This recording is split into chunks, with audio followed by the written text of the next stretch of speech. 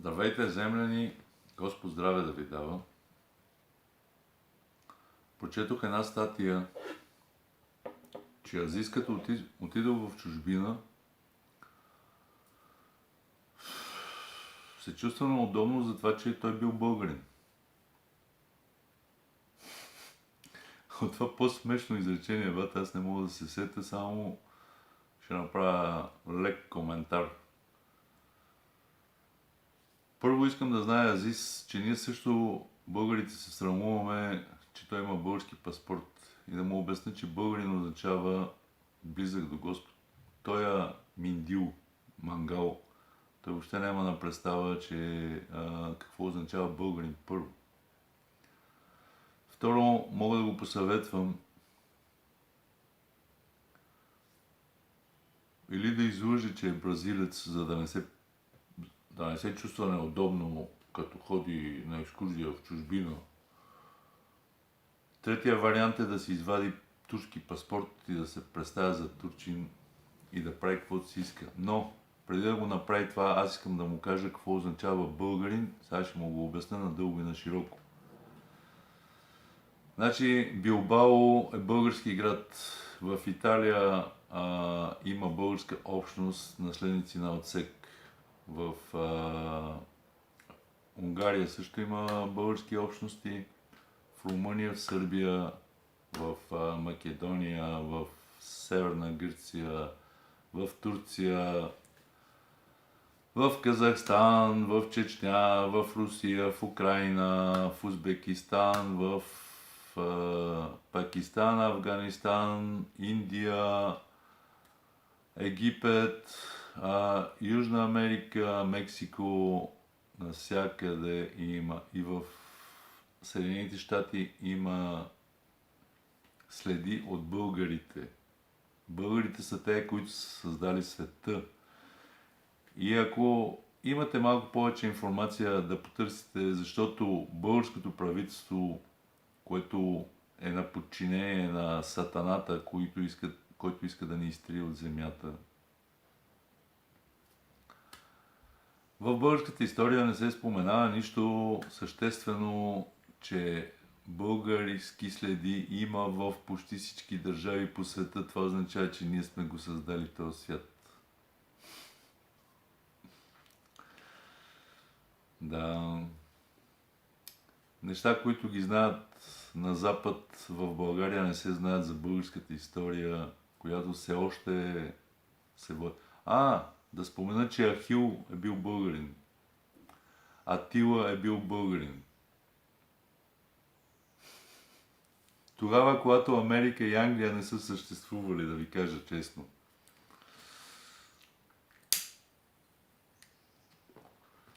И една от най-големите ни гордости е, че в миналото народите са искали да се присъединяват като към България доброволно, без да ги нападаме, защото са знаели, че българите са най-справедливия народ в целия свят. И българите могат да се похвалят, че никога не са имали роби. В България никога не е имало робство. Да. И сме освобождавали пленниците, когато сме пленявали. Било за овни, било за злато, било за... Не сме ги убивали и не сме ги ослепявали. Какво да кажем за нашите западни партньори от евроатлантизма, които са си изградили цялата история в грабежи, в убийства и в кражби от африкански, южноамерикански, източноевропейски народи, азиатски народи. Те нищо не са променили в своя мироглед. Те продължават да го правят. Все още крадат от Южна Америка, от Африка, от Азия и от Източна Европа. И нас включително ни краде тия нашите западни партньори. И нас ни крадат и ни унищожават селското стопанство, заводите, правят ни зависими, правят ни васали, правят ни роби и така нататък. До ден днешен те нищо не са променили. И ще ви кажа с кое трябва да се гордеете. Че България ще е първата държава, която ще се опълчи на сатаната в лицето на САЩ и ще освободи цяла Европа от влиянието на САЩ.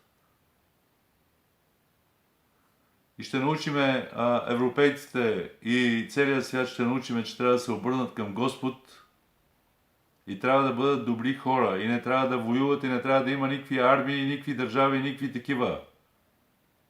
Трябва да има само любов към Господ. Мангала тръгнал да се оплаква, че се чувствал неудобно в чужбина. Ами ако го намеря този Мангал, ще му щупа личната карта и ще му скъса международния паспорт да му облегча мъките и страданията, за дето се чувствал неудобно. И се чувствате неудобно, защото не си знаете историята, защото не знаете кои сте всъщност вие, защото не знаете, че има Господ. Затова ви е срам, че сте българи.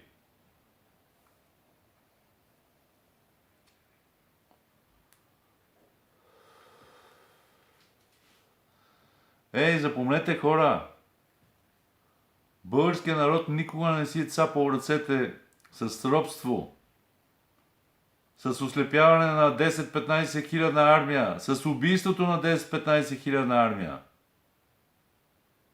Българите, когато са се сражавали, са убивали само по време на боя. Като приключи боя, не са убивали противниците си, а са се грижили за тях и са им давали пари да могат да се върнат по родните си места. Ако трябва, са ги придружавали и са им помагали с храна, с каквото трябва, само и само да могат да стигнат до там, докъде са тръгнали. С какво могат да се похвалят американци, англичани, германци, французи и испанци? С това, че са ограбили половината свят, целият свят са го ограбили и затова са направили някакъв по-висок стандарт на живот и така нататък. С това ли се гордеят те? Такива ли трябва да ставаме ние, ми кажете?